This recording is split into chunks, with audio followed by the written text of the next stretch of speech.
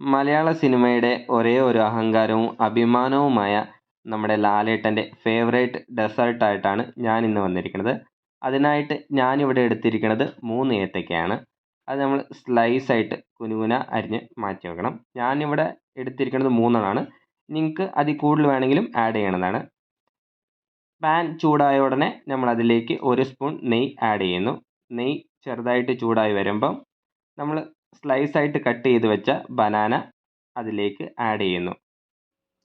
നമ്മൾ നെയ്യിലേക്ക് ആഡ് ചെയ്ത ബനാന നല്ലോണം റോസ്റ്റ് ആകണ വരെ നമ്മളത് ഇളക്കി കൊടുത്തുകൊണ്ടിരിക്കണം. അത് നല്ല ക്രിസ്പിയും നല്ല ഗോൾഡൻ കളർ ആകണ വരെ നമ്മളത് ഇളക്കി കൊടുത്തുകൊണ്ടിരിക്കണം. അതിലേക്ക് നമ്മൾ ശർക്കര ആഡ് ചെയ്യുന്നു. ശർക്കര നല്ലോണം മെൽറ്റ് ആകണ വരെ നമ്മളത് ഇളക്കി കൊടുത്തുകൊണ്ടിരിക്കണം. പിന്നെ അതിലേക്ക് ഏലക്ക പൊടിച്ചതും ചേർത്ത് കൊടുക്കുന്നു. പിന്നെ തേങ്ങ അതിൻ്റെ മണ്ടയിലോട്ട് വിതറി കൊടുക്കുന്നു. നല്ലോണം ക്രിസ്പി ആകണ ആവശ്യമില്ല തേങ്ങ. നമ്മൾ ലൈറ്റായിട്ട് അത് ഒന്ന് മിക്സ് ആക്കിയിട്ട് ഒരു സർവിങ് ബൗളിലോട്ട് മാറ്റിയിട്ട് ഇതിൻ്റെ അവസാന കണ്ണിയായ ഐസ്ക്രീമും കൂടെ ആഡ് ചെയ്തിട്ട് നമ്മുടെ സാക്ഷാൽ ബനാന ഡെസേർട്ട് റെഡി ആയിരിക്കുകയാണ്.